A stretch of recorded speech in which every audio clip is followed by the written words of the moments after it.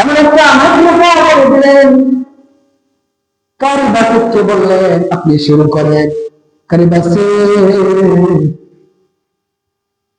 চোখটা বন্ধ করলেন। ওই দিনের তেলাওয়াতটা কারি বাসে চোখ বন্ধ করে ফেলেছিলেন। চোখ বন্ধ করে আল্লাহর কাছে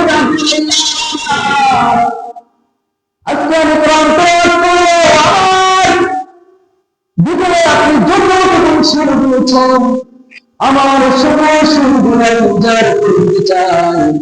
আপনার কোরআনের বাণী এমন ভাবে করতে চাই আমার ভয়ে আমার মেলোডিয়ান আমি আপনার এই কোরআনের মধ্যে আমি মানুষের কাছে পৌঁছে দিতে চাই।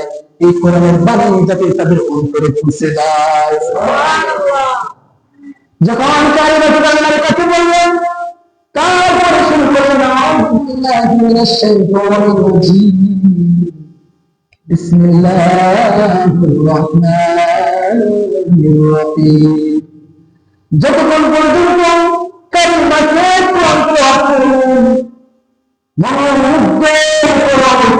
সকল মানুষগুলো আর মদ খাওয়ার কথা ভুলে গেলে আর মদ খাচ্ছে না। ওই মদগুলো গলাতে পড়ে আছে, বোতলগুলোর পাশে পড়ে আছে। সকলে এক দৃষ্টিতে কালিমাতুর দিকে তাকিয়েছে, কালিমাতের চক্ষুটা বন্ধ করে তেলাওয়াত করতেছে। ঘন্টার পর ঘন্টা তেলাওয়াত করলেন।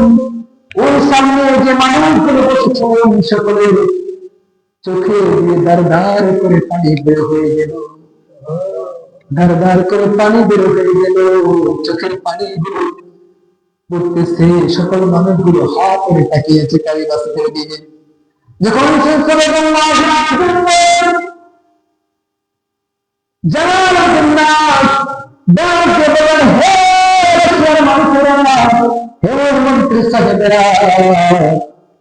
তোমরা কি কোরআনের ভাষা বুঝেছো? সকলে বলে না বুঝি নাই। তাহলে কান্না করতেছো কেন?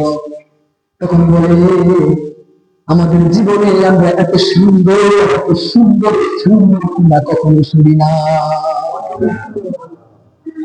কখনো এত সুন্দর সুর, এত সুন্দর বাণী আমরা কখনো শুনি নাই। আমাদের আমাদের মনে অনেক দুঃখ। রাশিয়ার সবচেয়ে মানুষ বেশি সুইসাইড করে মারা যায়, কয়েকদিন পরে সুইসাইড করে মারা যায়। তাদের মনে অনেক ব্যথা, তারা অনেক কষ্টের মধ্যে পড়ে থাকে। এই কষ্টের কারণে তারা সুইসাইড করে। আর এই কষ্টকে ভুলে থাকার জন্য তারা রাত্রেবেলা মদ খায় আর গরু গান দেখে না পড়ে।